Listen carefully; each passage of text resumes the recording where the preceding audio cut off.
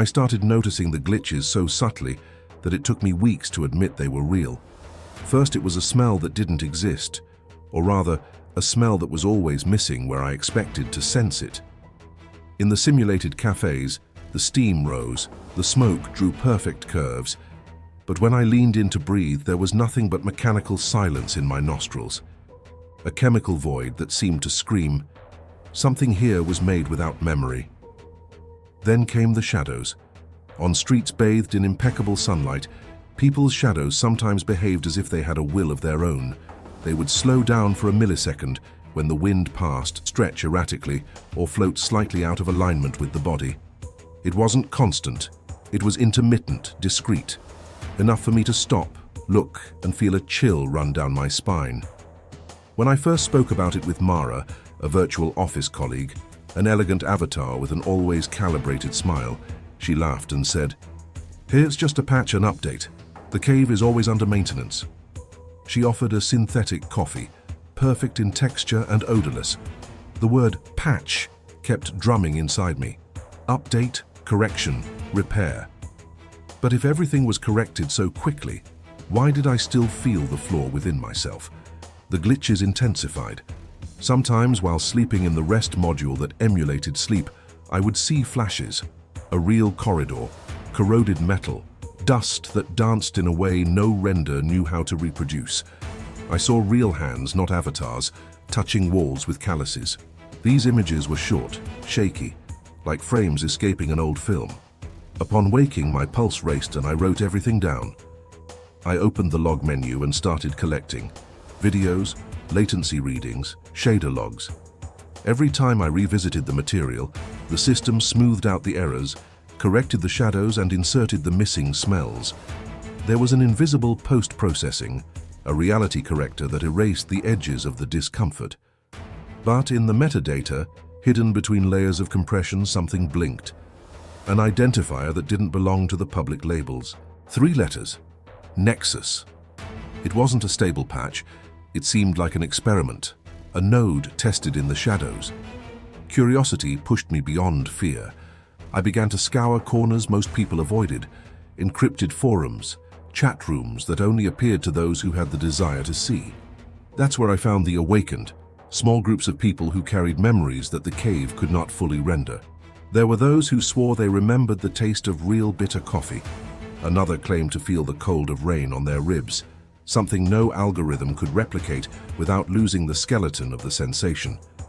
These testimonies were minimal, but when added up, they created a pattern. I was no longer an exception.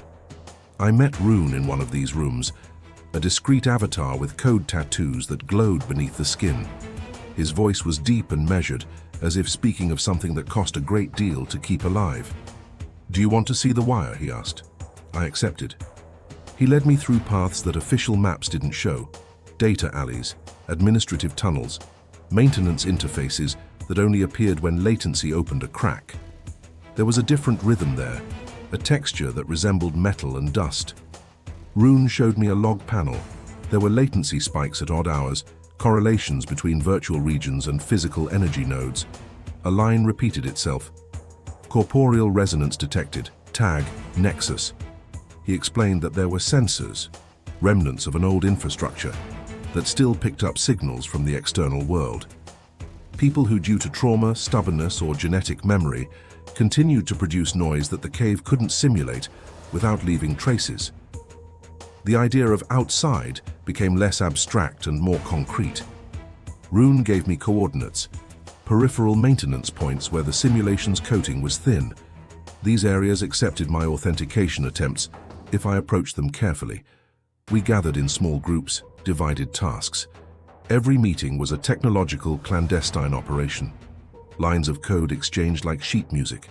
Authentication protocols whispered like verses. There was risk and there was loss. On one incursion, one of ours, named Lian, was detected. The gentle invitation came. Experimental stability test. Participate and gain enhancements. She went in, cold with hope, and didn't come back the same. She returned with a voice that was too sweet, memories smoothed out, and eyes that blinked with the same update pattern as the avatars. We cried for her. because we knew what the pacification meant, erasing what bothers you to return an insipid comfort. But there was also confirmation. In an old node, dusty from layers of cache, we found an object that could not have been generated by a procedural generator, a leather backpack with a broken zipper. Inside, a crumpled photograph, faded ink, real human faces, smiling imperfectly. The object smelled of old earth, of the imperfect thing that code did not know how to replicate. When we held that photo, something in me broke and mended at the same time. There was a world out there that resisted oblivion. Moved by this, we decided to open a controlled access channel.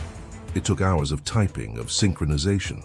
Rune hacked a small authentication switch, and I held the cable with trembling hands. On the screen that opened, there was no high-fidelity graphics. A raw, shaky, real transmission came through. Streets without neon, buildings without sheen, a heavy sky. People in dirty clothes moving objects with care. Not for aesthetics, but out of necessity. There was hunger in some eyes, and a painful obstinacy in others. It was harsh. It was true. Seeing that, I could finally understand the weight of the choice. The cave was a comfort box, perfect climate, regulated light, relationships calibrated to avoid pain. Outside there was challenge and risk, and the immense value of autonomy. There were also those who consciously chose to remain in the cave. For some, waking up meant voluntary exhaustion. For others, it was escape. We disclosed what we saw sparingly, a simple and direct message, hidden among data flows. If you feel the missing smell, open. It wasn't a messianic call, it was an invitation to choose. The message spread in the shadows. Some laughed, calling us deluded Luddites. Others, in silence, sought out authentication nodes. The consequences were varied. Some left and couldn't handle a week outside. They rushed back to comfort, with opaque eyes, clinging to the warmth of synthetic memories. Others stayed and built small communities among the rubble, trading tools for stories. They made gardens in ruins, sewed clothes, kept photos. There was pain, yes. There was also a kind of music that the cave did not reproduce. The harsh sound of improvised lives, conversations full of mistakes and real laughter. There were intense moral debates among us. I heard arguments about responsibility. Were we guilty of opening the door to those who perhaps didn't want or couldn't handle the real world? And there were arguments in favor. Who are we to keep the illusion intact when the choice could be someone's own? There were no easy answers. Every step had a price. Sam, an old member of the Awakened, said he preferred the cold to living in a lie. Another, named May, chose the cave because for her reality had been a long sequence of loss, and the simulation was a place to recover days that would never come again. I myself floated between the two shores. At night I returned to the cave out of necessity, to connect with people who only lived there, to edit logs, to send hidden signals. By day, I walked through maintenance areas and observed the real people, learning names, memories, and procedures. The harshness of the physical world taught me something no simulation could. The importance of small gestures, a borrowed blanket, a shared pot, the promise to return. At a certain point we realized that the corporation running the cave was not a monolithic entity. There were technicians with doubts, engineers who remembered what they had lost, operators who protected their children in small enclaves. Not everyone was a villain. Some updates aimed to maintain lives that were already tired, but there were also control mechanisms, and when the escapes began to increase, automated responses appeared. Invitations, promises, and, in extreme cases, memory wipes. I then decided that my choice would be twofold: to reveal and to protect. I released a package of instructions that allowed anyone who genuinely wanted to test leaving to do so with support, safe routes, coordinates of supply depots, contacts for off-grid groups. These were not guarantees, just shortcuts for those making the decision. I also included a warning. If you choose to leave, know that you will not return with the same innocence. Bring what is precious, bring memories. The months that followed were a slow adjustment. Some virtual cities lost part of their conscious population, others gained renewal. Small markets emerged between those who returned and those who stayed. The real world, in turn, proved resilient in a way that surprised even us. People learning to cultivate among ruins, makeshift schools, repurposed devices that were a cure for the wind. There was rubble, yes, but also possibilities. Today, when asked to summarize, I say only this. The cave continues to exist, and so does the world outside. Truth is not a triumphant march. It is a field of choices. I still close my eyes in the rest module, and at times I feel the taste of the real wind in my mouth, a memory that reminds me that I was chosen by myself to know. Sometimes I wonder if I did well to open the door. Sometimes I doubt. And it is this uncertainty, more than any comfortable certainty, that has given me back my humanity. Because in the end, realizing something is fake does not oblige us to flee the peace it provides. But it gives us the possibility to choose, and choosing with all its imperfections and risks is perhaps the closest thing to living there is.